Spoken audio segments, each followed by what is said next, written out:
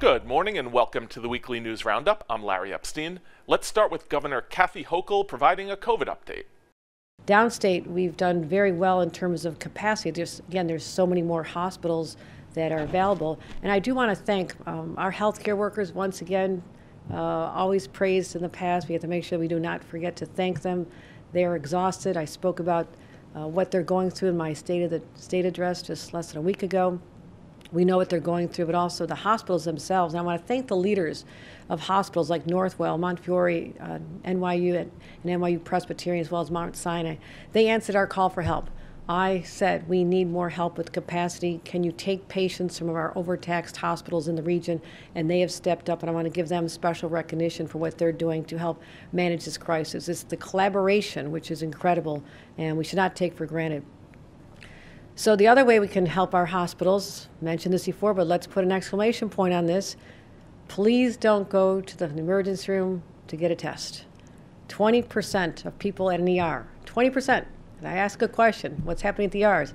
We now research, we ask questions, we press. 20% are there simply to get a test. So we've deployed testing vans in the parking lots so we can intercept them before they end up going into the hospital and making our overworked emergency room teams have to deal with something that does not require admission. And we have a lot of locations. There's 2,000 locations across the state to get tests, so please do not go to an emergency room. A COVID controversy in the city schools over whether or not to keep the kids and the teachers in the classrooms. As of now, the mayor is keeping those classrooms open and stepping up safety protocols, but students at some of the city's biggest schools staged a walkout this week saying they don't feel safe and they want to take classes online. To be continued. Now let's wrap up with the tragic fire in the Bronx that killed 17 people, including 8 children.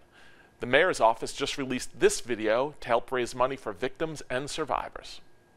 This is an unspeakable tragedy. We're going to get through this moment, and we're going to get through it together. And this tragedy is not going to define us. It is going to show our resiliency as we help the families through this. In the middle of such pain, we have witnessed such a high level of heroism. From the hospital staff, the doctors, the nurses, the administrators, those first responders, the EMS, the firefighters. I would say this over and over again. For those who want to help, please do not drop donations off the fire stations or EMS stations. Our elected officials are here. You can just drop them off at the offices or other facilities that we will put in place if you want to do so. If you want to help financially, we have the Mayor's Fund to Advance New York. Every dollar raised will go directly to the family members that are involved. So this way we can help families in a real way. And to every grieving family, 8.8 million New Yorkers see you as their family members, and we are here together to push through this. When we come back, we'll take a look at some national news. Dad? Just 1 minute, okay? Hey, Bobo, do trees tell each other stories? I'm sorry. I'm afraid I don't know that. Hey, why don't we go find out?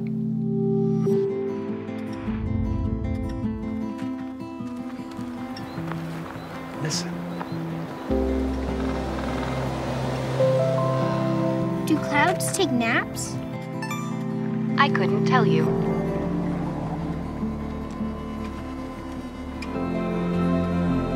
Can birds draw pictures? I don't have an answer for that.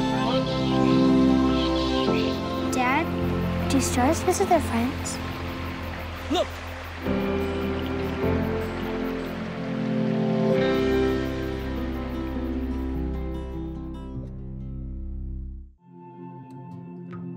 When I was growing up, my mom was extremely tidy. We were trained to put things back where we got them from. One day, when I walked into my mom's house, I felt like I walked to someone else's house. There was stuff everywhere. And just growing up the way I grew up and to see this transition was very alarming. When Sean talked to me, it was a wake-up call, and that's when I went to the doctor. When I was in foster care, I never knew when I would have to move. so I always had my suitcase ready to go. Then one day, I was adopted. My new parents opened their hearts and home to me. My parents cook my favorite breakfast for me every morning. My parents take me on trips I never thought I would go on. They gave me a home and an even better reason to use that suitcase. My parents aren't perfect, but they're perfect for me. Hey!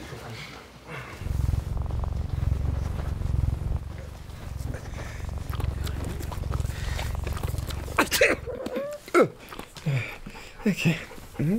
If you love me enough to tolerate my perfect little pets and all their glorious dander, then of course you'll visit nhtsa.gov/the right seat to make sure I'm in the right car seat.